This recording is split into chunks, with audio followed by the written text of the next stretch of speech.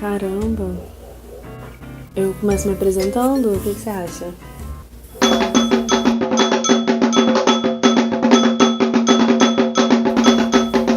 Nossa, isso é difícil. Eu sou a Júlia e hoje a gente vai falar um pouco sobre a minha mudança. Com 18 anos que eu saí da casa dos meus pais, que fica no Espírito Santo, e aí eu vim morar na cidade grande, uma pequena ovelha do interior, no Rio de Janeiro. E será como é que foi isso? Eu tenho que começar falando que se eu soubesse como ia ser difícil, eu não vinha. Mas ainda bem que eu vim. Isso é uma coisa muito importante que eu sempre falo. Desde criança eu queria sair da minha cidade e eu não sabia como. Até que chegou um momento em que eu percebi que o jeito seria fazer, sei lá, uma faculdade fora.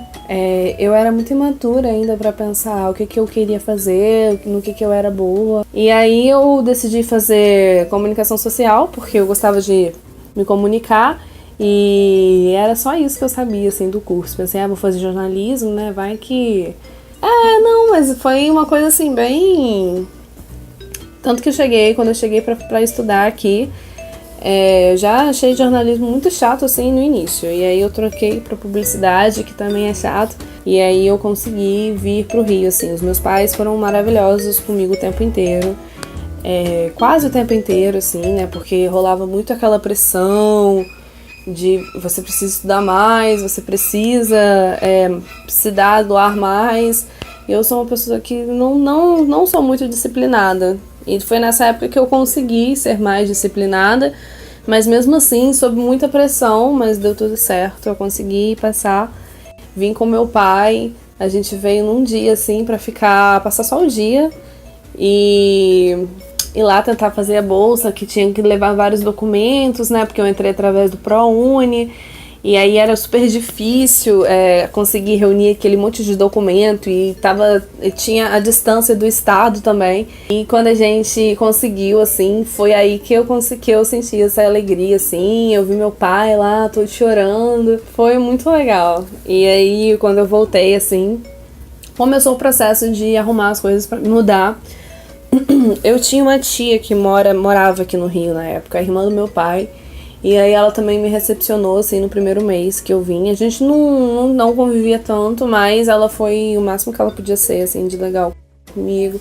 Me recepcionou na casa dela, e logo depois, assim, eu já comecei a arranjar as coisas, assim, pra eu me mudar pra uma república, pra uma coisa assim. E aí começou a saga, assim, de 10 casas que eu passei aqui nesses 8 anos que eu tô aqui. Fez 8 anos agora. Assim, foi nessa época que eu conheci os meus principais amigos aqui no Rio, que já frequentavam essa casa, assim. Mas tudo bem, fiz muitos amigos nessa época, né? A maioria eu não falo mais hoje em dia.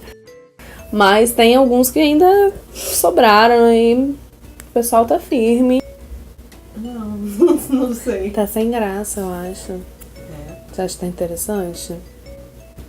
Isso que vai fazer a edição, né? Vai tornar interessante a vida. Ai, que pressão.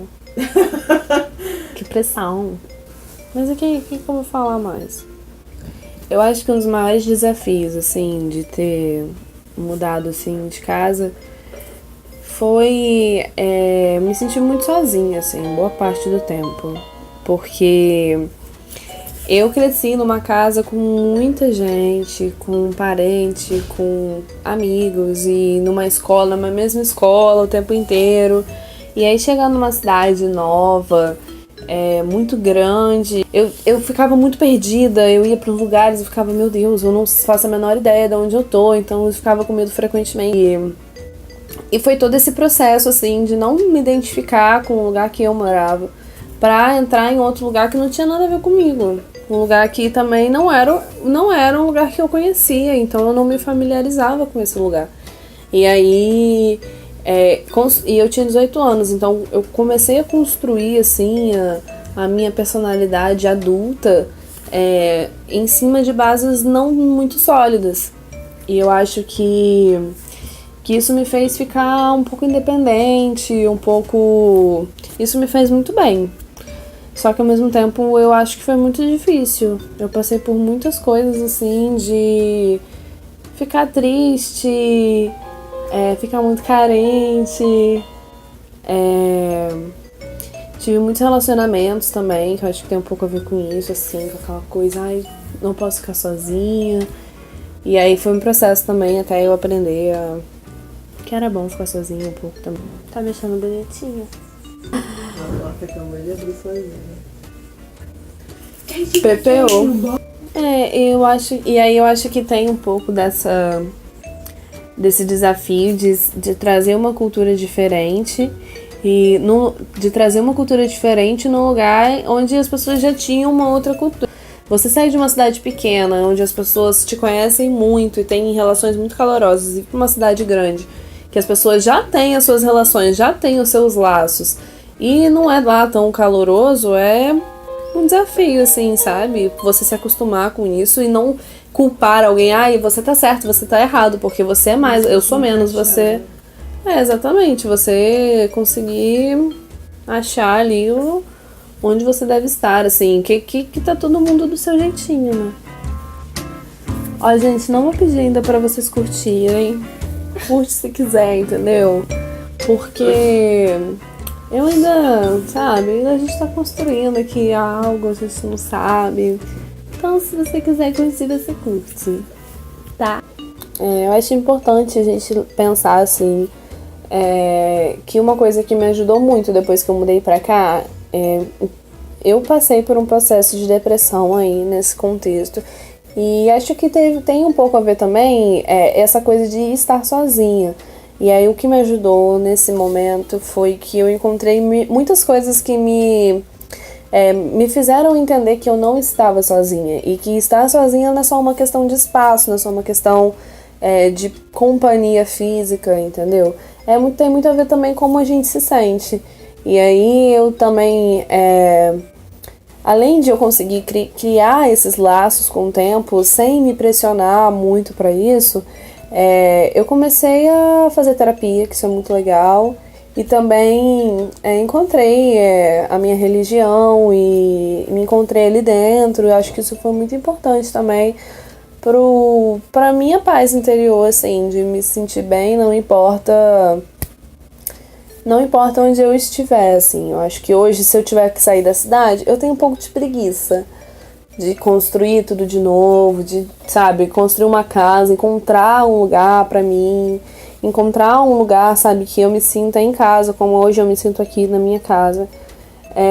Eu tenho um pouco de preguiça, mas eu faria, porque eu acho que é sempre muito válido. É uma oportunidade de você crescer sem alternativa, sabe? Você vai ter que se virar... Você vai ter que viver sem o aconchego da sua mãe, sem a disciplina do seu pai ali te perturbando o tempo inteiro, que são coisas que, querendo ou não, ela pode te mover pra frente, ou ela pode te guiar. Você tá sozinho é muito legal, mas também não é fácil, porque depende de você sair de qualquer situação. Depende de você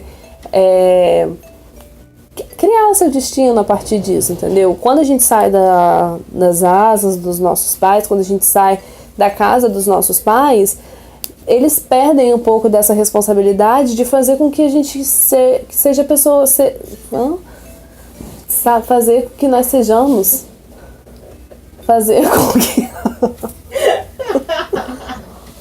E a gente sai da casa dos nossos pais, eu acho que eles perdem um pouco essa responsabilidade de guiar a gente moralmente, sabe? A gente vai estar ali sozinho agora. De te ensinar o caminho, você vai procurar o caminho por você.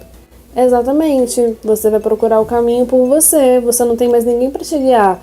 E isso é importante, mas isso também é difícil. Não é que não tenha ninguém para te guiar, até tem, mas eles estão distantes, eles não estão vivenciando essa realidade que você está vivendo agora.